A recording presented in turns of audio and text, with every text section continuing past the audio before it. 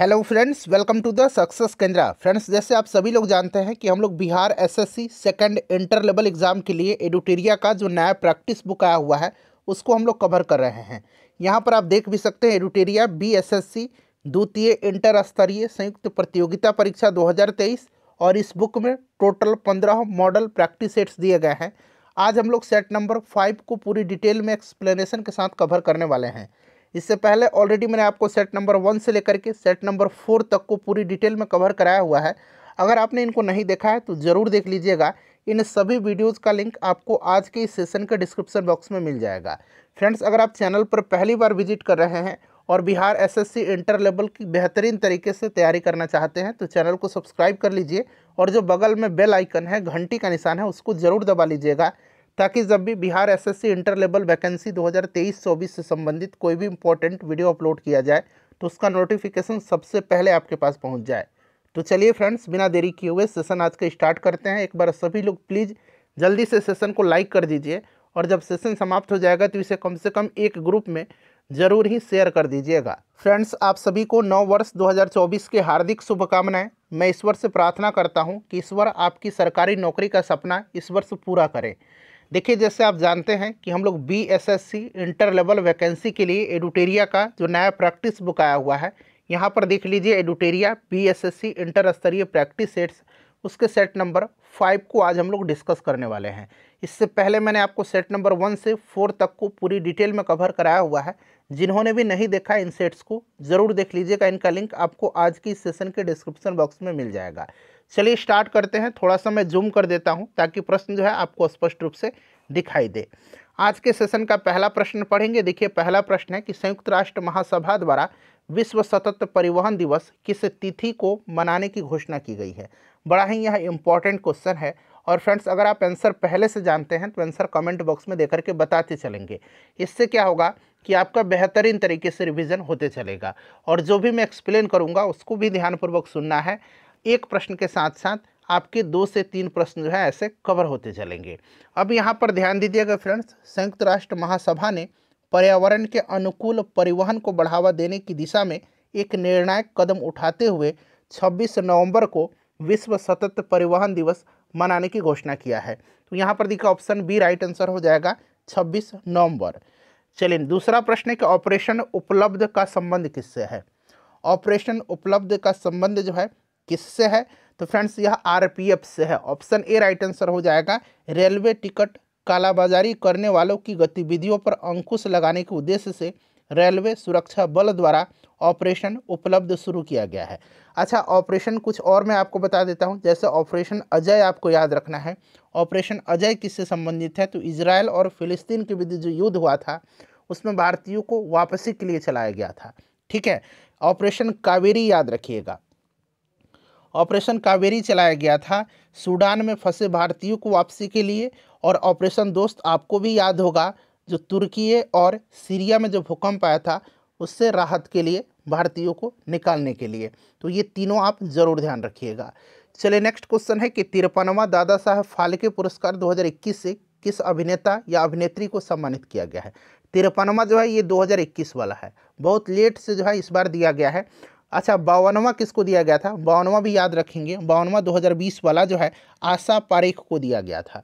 ठीक है, आशा पारेख को। और 53वां दिया गया है वहीदा रहमान को। ऑप्शन डी यहाँ पर राइट आंसर हो जाएगा। दादा साहब फाल्के अवार्ड फिल्म के क्षेत्र में जो है योगदान के लिए दिया जाता है और पहली बार यह देविका रानी रोरिक को दिया गया था 1969 में। चलिए नेक्स्ट क्वेश्चन है हमारा कि हाल ही में भारत के हरित क्रांति के जनक MS स्वामीनाथन का निधन हो गया। उन्हें किस वर्ष विश्व खाद्य पुरस्कार से सम्मानित किया गया। अब यहाँ से 2-3 क्वेश्चन मैं आपको कराऊंगा। देखिए, MS स्वामीनाथन को भारत में हरित क्रांति का जनक माना जाता है और ये जो विश्व खाद्य दिवस जो है ना, विश्व खाद्य पुरस्कार जो है ना, नॉर्मन बोरलॉग के द्वारा स्थापित किया गया था और पहली बार यह पुरस्कार MS स्वामीनाथन को ही दिया गया था। कब दिया गया था, तो 1987 में दिया गया था। ठीक है, 1987 में। अच्छा, ये जो MS स्वामीनाथन हैं इनको पद्मश्री कब दिया गया था, तो पद्मश्री 1967 में दिया गया था। पद्म भूषण कब दिया गया था, 1972 में दिया गया था। और पद्म विभूषण कब दिया गया था, तो 1989 में दिया गया था। ये सारे पॉइंट्स आपको ध्यान रखना है। अच्छा, वर्गीज कुरियन जो हैं, वर्गीज कुरियन जिनको कि जो श्वेत क्रांति है उसका जनक माना जाता है, दुग्ध उत्पादन से संबंधित है श्वेत क्रांति, उनको भी यह पुरस्कार दिया गया है। जो विश्व खाद्य पुरस्कार है वर्गीज कुरियन को भी दिया गया है, कब? तो 1989 में उनको दिया गया, ये भी आप ध्यान रखिएगा। चलिए देखिए, लॉजिस्टिक प्रदर्शन सूचकांक प्रतिवर्ष किसके द्वारा जारी किया जाता है? लॉजिस्टिक प्रदर्शन सूचकांक जो है यह प्रतिवर्ष वर्ल्ड बैंक के द्वारा जारी किया जाता है, विश्व बैंक के द्वारा जारी किया जाता है। और देखिए इस वर्ष जो है टोटल 139 कंट्री में भारत का स्थान जो है 38वां है। लगातार भारत के प्रदर्शन में जो है सुधार हो रहा है। इसमें पहले स्थान पर सिंगापुर है। नेक्स्ट क्वेश्चन है हमारा कि किस राष्ट्रीय उद्यान में हाल ही में गज उत्सव 2023 का आयोजन किया गया? गज उत्सव 2023 का आयोजन जो है यह असम के काजीरंगा राष्ट्रीय उद्यान में किया गया। और देखिए फ्रेंड्स, इसका जो है राष्ट्रपति द्रौपदी मुर्मू जी के द्वारा जो है इसका उद्घाटन किया गया था। ठीक है, चलिए असम में किया गया है, ध्यान रखिएगा। नेक्स्ट क्वेश्चन हो जाएगा काजीरंगा, मानस भी असम में ही है, ध्यान रखिएगा। 2023 में कितने व्यक्तियों को पद्म विभूषण पुरस्कार 2023 से सम्मानित किया गया है? अच्छा, टोटल पद्म पुरस्कार जो है आपको याद होगा 106 लोगों को दिया गया है, जिनमें से 6 लोगों को जो है पद्म क्या दिया गया? विभूषण दिया गया है। 9 लोगों को क्या दिया गया है? पद्म भूषण दिया गया है। और 91 लोगों को क्या दिया गया है? तो पद्मश्री दिया गया। इनको ऐड करिए, देखिए टोटल 106 आ जाएगा। तो यहाँ पद्म विभूषण पूछा गया है जो कि 6 लोगों को दिया गया। कौन कौन से? तो 6 लोगों का नाम फटाफट उंगली पर काउंट कर लेंगे। बालकृष्ण दोषी, जाकिर हुसैन, MS कृष्णा, दिलीप महालनोबिस, श्रीनिवास वर्धन और मुलायम सिंह यादव जी को। ठीक है, चलिए 15वां ब्रिक्स शिखर सम्मेलन 2023 का आयोजन कहाँ किया गया? तो फ्रेंड्स ब्रिक्स में आपको पता है ना, ये सबको पता होगा, BRICS। ब्रिक्स में आपका ब्राज़ील, रसिया, इंडिया, चाइना और साउथ अफ्रीका है। ठीक है, और 15वां जो हुआ था ये दक्षिण अफ्रीका में हुआ था। और अगला जो होगा आप कह सकते हैं कि 16वां रसिया में होगा। चलिए उसके बाद क्वेश्चन नंबर 9 है हमारा कि संतोष ट्रॉफी 2023 के उप विजेता कौन है? विजेता नहीं, उप विजेता पूछा जा रहा है। संतोष ट्रॉफी का आयोजन भारत और कहाँ कहाँ किया गया था? सऊदी अरब में हुआ था। दोनों नाम याद रखेंगे, भारत और सऊदी अरब में। और इस बार विनर जो रहा है यह कर्नाटक रहा है। कर्नाटक ने हरा करके किसको यह खिताब जीता? तो मेघालय को, यानी कि मेघालय उप विजेता रहा है। संतोष ट्रॉफी फुटबॉल से संबंधित है। चलिए, किस IIT द्वारा आब प्रहरी ऐप को जो है लॉन्च किया गया है? आब प्रहरी ऐप को किस IIT संस्थान के द्वारा लॉन्च किया गया है? तो शहरी क्षेत्रों में वाटर लॉगिंग जो है, यानी कि जल जमाव जो है उसको और बाढ़ जैसी समस्याओं से निपटने के लिए यह एक ऐप है। कौन सा? तो आब प्रहरी मोबाइल ऐप। इसको IIT दिल्ली के द्वारा जो है लॉन्च किया गया है। नेक्स्ट क्वेश्चन करेंगे कि द इंडियन मेट्रोपोलिस पुस्तक के लेखक कौन है? द इंडियन मेट्रोपोलिस पुस्तक को लिखा किसने है? तो इसको लिखा है फिरोज वरुण गांधी ने। फिरोज वरुण गांधी इनका नाम है, तो यहाँ पर फिरोज गांधी दिया गया है। फिरोज वरुण गांधी आप याद रखिएगा। अच्छा, अगर हम बात करें सलमान रुश्दी का पुस्तक याद रखेंगे, विक्ट्री सिटी है। ठीक है ना। रस्किन बॉन्ड का द गोल्डन ईयर्स है, याद रखिएगा, अभी हाल ही में ये सभी प्रकाशित हुए हैं। ठीक है, चलिए उसके बाद देखिए कोली लोक नृत्य जो है इसका संबंध किस राज्य से है? कोली तमाशा, तमाशा भी याद रखिएगा, कोली तमाशा ये सब महाराष्ट्र का है। यहाँ पर देखिए महाराष्ट्र दिया गया। अच्छा, महाराष्ट्र की एक पेंटिंग है, जैसे बिहार की मधुबनी पेंटिंग है उसी प्रकार से आपका महाराष्ट्र का एक पेंटिंग है वारली पेंटिंग। वारली पेंटिंग याद रखिएगा, ठीक है ना, महाराष्ट्र का है। अंतर्राष्ट्रीय श्रम संगठन जो है उसका मुख्यालय कहाँ पर है? इंटरनेशनल लेबर ऑर्गेनाइजेशन का, तो इसका मुख्यालय जो है जेनेवा में है। कहाँ पर है? जेनेवा में। इसका स्थापना जो है 1919 में वर्साई की संधि द्वारा राष्ट्रसंघ की एक संबद्ध एजेंसी के रूप में किया गया था। कब? 1919 में। ठीक है, 1919 में, याद रखिएगा। नेक्स्ट क्वेश्चन है कि कैगा परमाणु विद्युत गृह की स्थापना कब की गई थी? देखिए ज्ञान बिंदु वाला जो करंट अफेयर्स था फ्रेंड्स, मैंने उसको कवर कराया हुआ, पूरा कंप्लीट बुक जनवरी से दिसंबर तक का, उसको एक बार जरूर देख लीजिएगा। पूरा 40 सेट मैंने कराया हुआ है, लिंक आपको डिस्क्रिप्शन बॉक्स में मिल जाएगा। देखिए कैगा जो है फ्रेंड्स यह कर्नाटक में है। कहाँ पर है? कैगा कर्नाटक में है और 2000 में इसकी स्थापना किया गया था।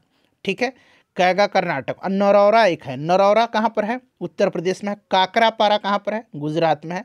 उसके बाद कुंडलकुलम कहाँ पर है? तमिलनाडु में है। रावतभाटा राजस्थान में है।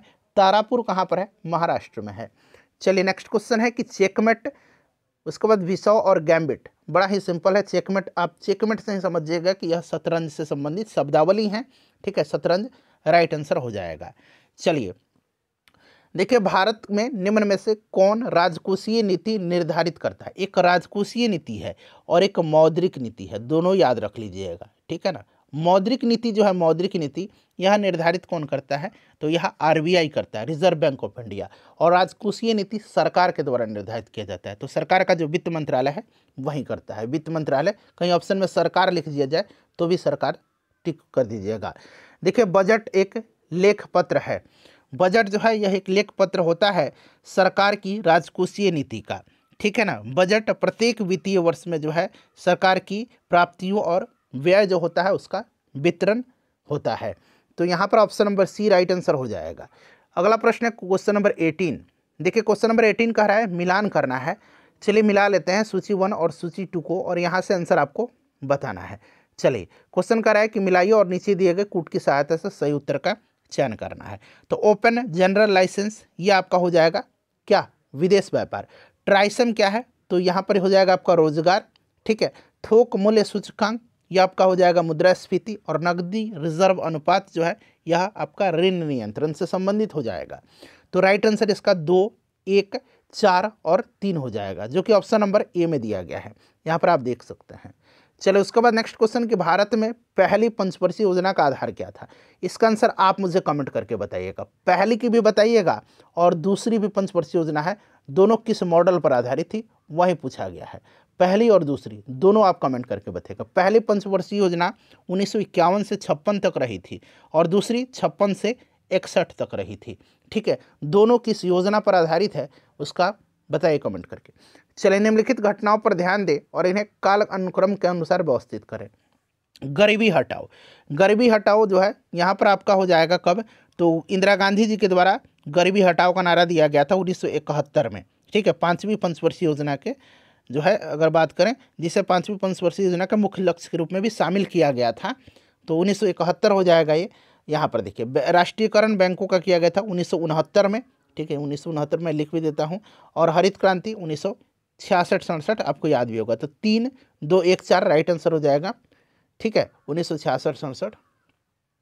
तो बिल्कुल ये 3, 2, 1 हो जाएगा। 3, 2, 1 हो जाएगा। ठीक है ना, जो कि ऑप्शन नंबर बी में दिया गया है, 3, 2, 1। नेक्स्ट क्वेश्चन है कि निम्नलिखित में से किसका पारिस्थितिकी संतुलन से संबंध नहीं है? तो इसमें से अगर हम बात करें तो जल प्रबंधन का बिल्कुल है, वन्यजीव सुरक्षा का भी है और वन रोपण का। इनका संबंध पारिस्थितिकी बैलेंस से बिल्कुल है।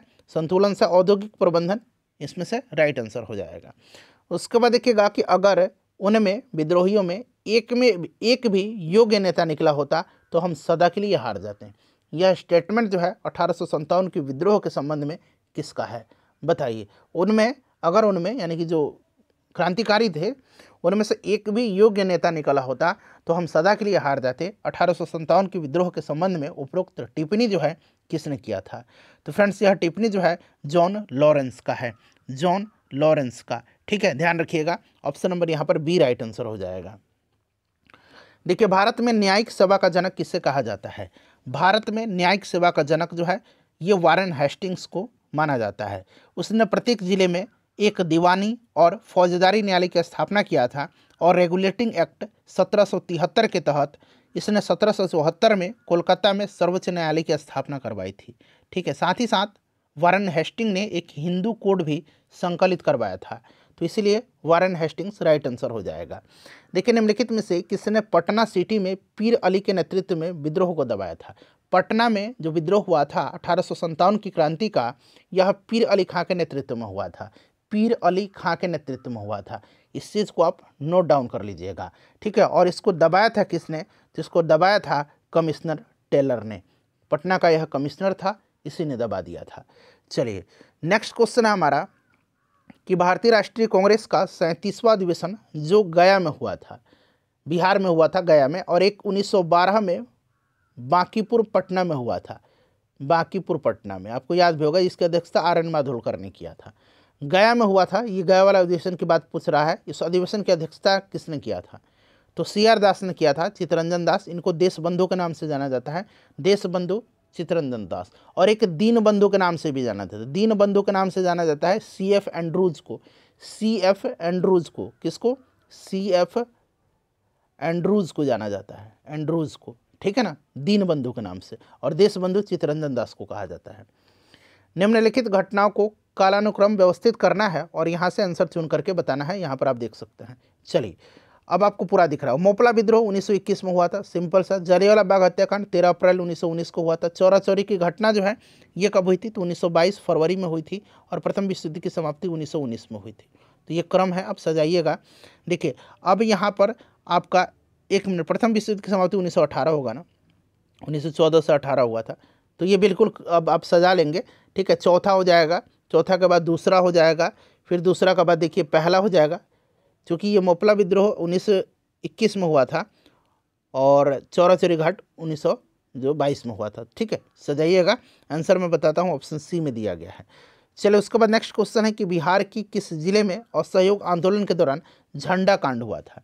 झंडा कांड जो हुआ था ये असहयोग आंदोलन के समय बिहार में भागलपुर में हुआ था, ठीक है।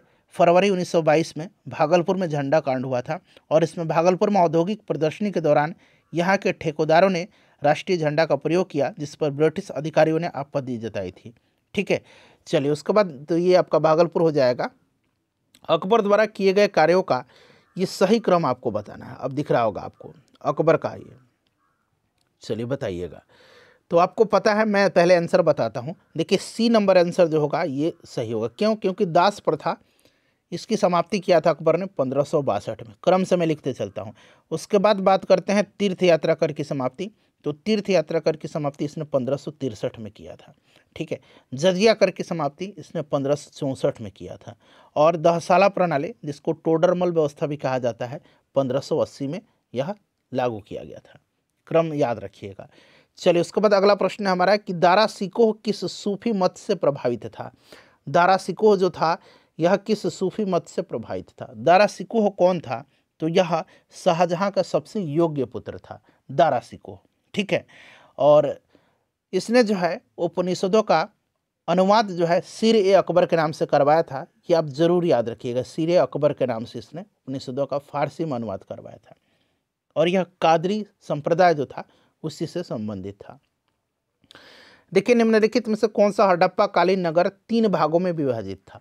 हड़प्पा कालीन नगर 3 भागों में विभाजित था, यानी कि दुर्ग भाग, मध्यम भाग और निचला नगर, ठीक है। याद रखिएगा यह धौलावीरा था। धौलावीरा गुजरात में है और यहीं से जो है एक उन्नत जल प्रबंधन व्यवस्था का भी साक्ष्य प्राप्त हुआ है, यह भी आप ध्यान रखेंगे।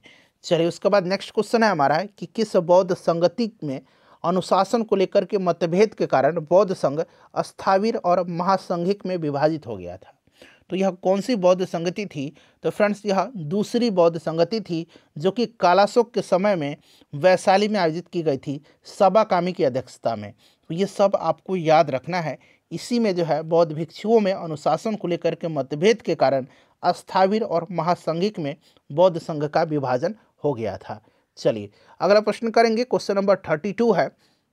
देखिए क्वेश्चन नंबर 32 क्या कह रहा है कि मौर्य काल में संस्था एवं संचार का संबंध निम्नलिखित में से किससे था? तो संस्था और संचार का संबंध, तो फ्रेंड्स यह गुप्तचर व्यवस्था से था। गुप्तचर व्यवस्था, संस्था जो थी ना, संस्था, ये संस्था और संचार गुप्तचर व्यवस्था से संबंधित थी। लेकिन संस्था के अंतर्गत गुप्तचर एक स्थान पर रह कर के कार्य करते थे, यानी कि यह एक ऑफिशियल वर्क था, आप कह सकते हैं। और संचार जो था ना, संचार के अंतर्गत गुप्तचर एक स्थान से दूसरे स्थान पर घूम करके कार्य करते थे, यानी कि यह फील्ड वर्क था, आज के भाषा में कहे तो।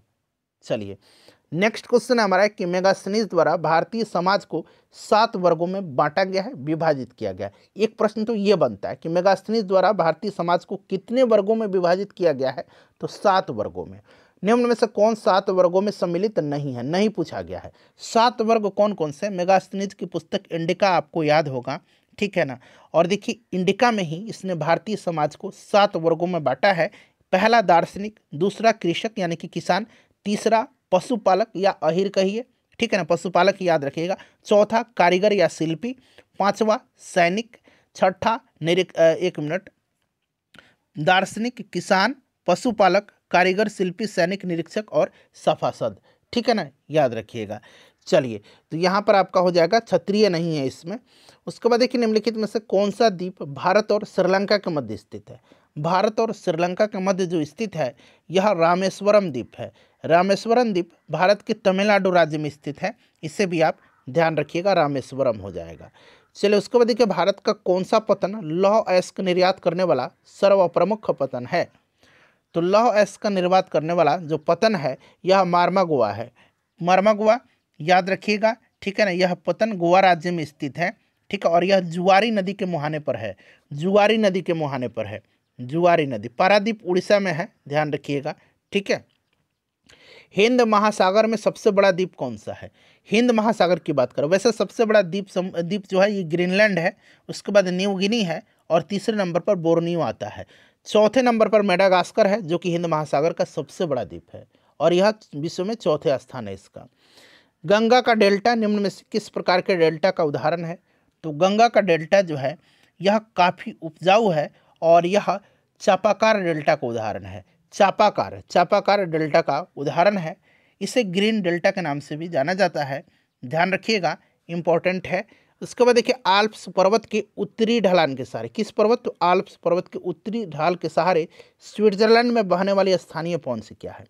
तो देखिए एक तो आपका मैं पहले आंसर बताता हूँ, ध्यान से सुन लीजिएगा, ये फोन है। अगर प्रश्न पूछा जाए फोन जो है कहाँ की स्थानीय पवन है, तो स्विट्जरलैंड की। याद रखें किस पर्वत के जो है उत्तरी ढाल के सहारे यह बहती है, तो आल्प्स पर्वत की। यहाँ पर देखिए चिनूक है, पहले आंसर में टिक कर देता हूँ फोन। अब ये चिनूक जो है ना, चिनूक भी याद रखना, ये अमेरिका में बहती है। यह रॉकी पर्वत के पूर्वी ढलानों पर, रॉकी पर्वत, ठीक है, याद रखिएगा। मिस्ट्रल जो है ये फ्रांस का है, और यहाँ पर देखिए बोरा जो है ना एड्रियाटिक सागर के तट पर चलने वाली हवा है, यूगोस्लाविया के एड्रियाटिक तट के सारे, ठीक है। चलिए, भूकंप का सर्वाधिक प्रभाव डैश पर होता है। भूकंप का सर्वाधिक प्रभाव जो है कहाँ पर होता है।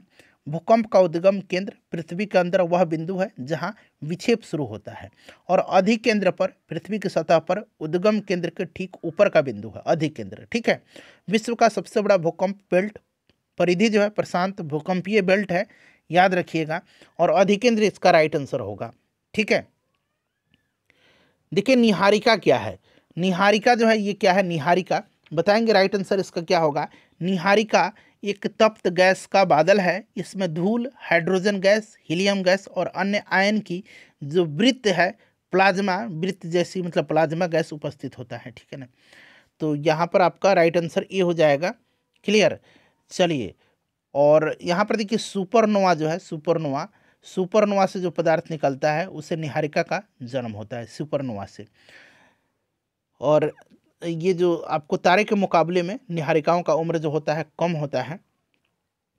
अगला प्रश्न है हमारा कि मिलान करना है, और वन्य जीव अभयारण्य एक तरफ है, दूसरी तरफ राज्य है। नामदफा जो है ये आपका अरुणाचल प्रदेश में है, पेरियार जो है आपका केरल में है, बांदीपुर आपका कर्नाटक में है, और लामजाओ जो है केबुल लामजाओ आपको याद होगा मणिपुर में है, ठीक है। मिला लीजिएगा 2 4, ठीक है ना, 2 4, उसके बाद 2 हो गया, 1 मिनट, यहाँ 2 4 1 और 3 राइट आंसर हो जाएगा।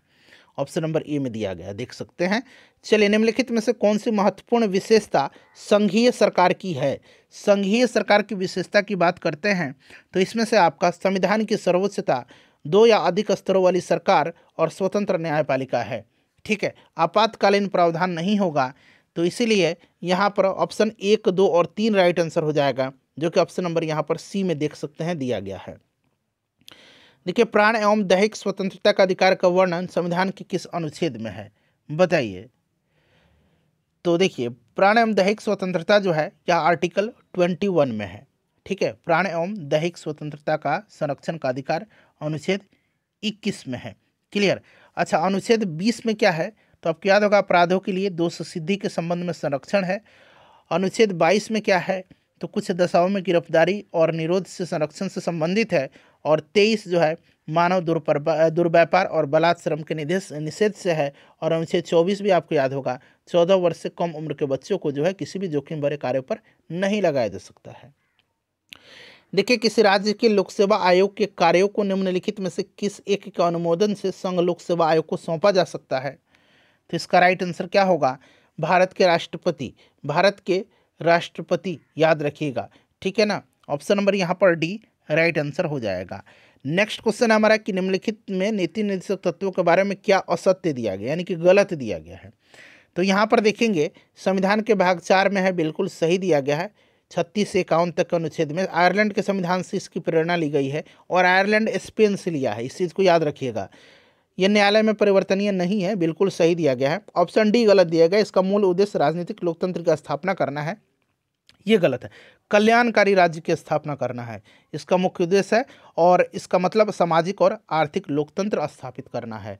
चलिए उसके बाद नेक्स्ट क्वेश्चन है क्वेश्चन नंबर 46 कि वर्तमान में राज्यसभा के कितने सदस्य केंद्र शासित प्रदेश से चुन करके आते हैं। तो वर्तमान में जो है अगर हम बात करें तो आपका 245 सदस्य हैं, जिसमें से 225 जो है राज्य से, और 8 केंद्र शासित प्रदेश से, और 12 राष्ट्रपति के द्वारा मनोनीत किए जाते हैं। बिहार में लोकसभा के लिए आवंटित सीटों में कितना अनुसूचित जातियों के लिए आरक्षित है। तो बिहार में 40 लोकसभा की सीट है और 6 सीट जो है अनुसूचित जातियों के लिए आरक्षित है। ठीक है, तो यहाँ पर 6 राइट आंसर हो जाएगा। उसके बाद देखिए भारत के राष्ट्रपति पर महाभियोग चलाने के लिए कम से कम कितने दिन पूर्व सूचना देना आवश्यक होता है। तो 14 दिन पहले सूचना देना है। महाभियोग अनुच्छेद 61 में है, याद रखिएगा। और इसे किसी भी सदन में लाया जा सकता है, चाहे वह लोकसभा हो या फिर राज्यसभा, इसे भी आप ध्यान रखिएगा। भारतीय निर्वाचन आयोग को सर्वप्रथम किस वर्ष बहुसदस्यीय निकाय बनाया गया। पहले ये एक सदस्यीय था, लेकिन 1989 में जो है इसे बहुसदस्यीय बनाया गया। इसमें एक मुख्य निर्वाचन आयुक्त होता है और 2 अन्य निर्वाचन आयुक्त होते हैं। एक मुख्य होता है और 2 अन्य निर्वाचन आयुक्त होते हैं। ठीक है, चलिए तो 1989 राइट आंसर होगा इसका। उसके बाद देखिए जनसंख्या नियंत्रण और परिवार नियोजन संविधान के 7वीं अनुसूची की किस सूची का विषय है। 7वीं अनुसूची में क्या है, संघ सूची, राज्य सूची और समवर्ती सूची। केंद्र और राज्य के बीच शक्तियों का बंटवारा है 7वीं अनुसूची में, और यह दोनों जो आता है समवर्ती सूची का विषय है, इस चीज़ को आप ध्यान रखिएगा। नेक्स्ट क्वेश्चन है कि वाहनों में लगे रियर व्यू मिरर द्वारा उत्पन्न आवर्धन होता है। तो यहाँ पर देखिए, चूंकि रियर व्यू मिरर में प्रतिबिंब की ऊंचाई वस्तु की ऊंचाई से कम होता है, ठीक है ना, इसीलिए आवर्धन का मान 1 से कम होगा। आवर्धन बराबर क्या होता है, तो प्रतिबिंब की ऊंचाई, ठीक है ना, प्रतिबिंब की ऊंचाई, यहाँ मैं लिख देता हूँ स्पष्ट, प्रतिबिंब की ऊंचाई याद रखिएगा, बटा वस्तु की ऊंचाई। ठीक है, ये आवर्धन हो गया।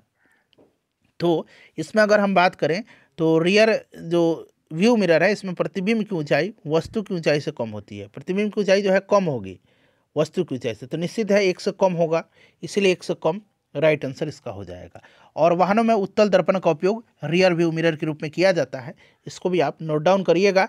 जब हम अपने बिजली बिल का भुगतान करते हैं तो हम किसके लिए भुगतान करते हैं। बिजली बिल का भुगतान जो होता है ना, ये सिंपल से समझ ली KWH में किया जाता है, यानी कि किलोवाट आवर में किया जाता है। हम लोग यूनिट देखते हैं ना, कितना यूनिट आज हुआ है, ठीक है ना, तो यूनिट 1 यूनिट बराबर 1000 वाट होता है। तो 1000 वाट का मतलब 1 किलोवाट हो गया। तो किलोवाट जो है या फिर वाट कहिए, ये एनर्जी का यूनिट है, इसीलिए हम लोग उपयोग हुए एनर्जी के लिए हम लोग भुगतान करते हैं, ठीक है ना, ऊर्जा के लिए। देखिए एक परिपथ में प्रभावी यानी कि इफेक्टिव प्रतिरोध को बढ़ाने के लिए प्रतिरोधों को जोड़ा जाता है। बहुत ही साधारण सा प्रश्न है, तो इसको जोड़ा जाता है किस में, श्रृंखला में, सीरीज में जोड़ा जाता है, ठीक है ना। तो सीरीज वाला आपको याद भी होगा, सीरीज में प्रतिरोध दिया गया है, R इक्विवेलेंट इक्वल टू होता है R1 + R2, ठीक है ना, चला जाता है ये Rn तक, ठीक है ना, Rn तक। तो ये फार्मूला भी आप याद रख सकते हैं। चलिए उसके बाद देखिएगा नेक्स्ट क्वेश्चन है कि एक लड़की जो है ये झूले पर बैठी है। एक लड़की झूले पर बैठे स्थिति में झूला झूल रही है, मतलब बैठ करके झूला झूल रही है, और उस लड़की के खड़े हो जाने पर दोलन का आवर्तकाल कितना। अब यहाँ पर थोड़ा सा ध्यान दीजिएगा। देखिए आपने फॉर्मूला भी पढ़ा है T = 2π√L/g, और आपने पढ़ा भी है कि जो ये आवर्तकाल है लंबाई पर निर्भर करता है, ठीक है ना। देखिए जब लड़की बैठी हुई है और जब खड़ा हो जाएगी झूला पर, तो जब झूला पर वो खड़ा हो जाएगी तो सिंपल सा बात है कि वो धीरे धीरे दोलन करने लगेगा, और जब धीरे धीरे दोलन कर रहा है इसका मतलब आवर्तकाल क्या हो जाएगा, बढ़ जाएगा, ठीक है ना। तो राइट आंसर इसका क्या हो जाएगा, आवर्तकाल बढ़ जाएगा। खड़े होने पर उसका गुरुत्व केंद्र ऊपर उठ जाएगा और बिंदु दूरी से कम हो जाएगी, जिसके कारण दोलन का आवर्तकाल कम हो जाएगा, ठीक है। तो यहाँ पर देखिए आवर्तकाल कम हो जाएगा, right answer option number A। चलिए उसके बाद नेक्स्ट क्वेश्चन कर लेंगे कि रॉकेट गति के किस नियम पर कार्य करता है। रॉकेट जो है यह न्यूटन का जो तीसरा नियम है, ठीक है ना, और संवेग संरक्षण के सिद्धांत पर यह कार्य करता है। ऑप्शन सी राइट आंसर हो जाएगा। 1 जूल का कार्य 1 सेकंड में किया जाता है तो शक्ति क्या होगी? तो P इक्वल टू आपने पढ़ा होगा W/T, यानी कि वर्क अपॉन टाइम।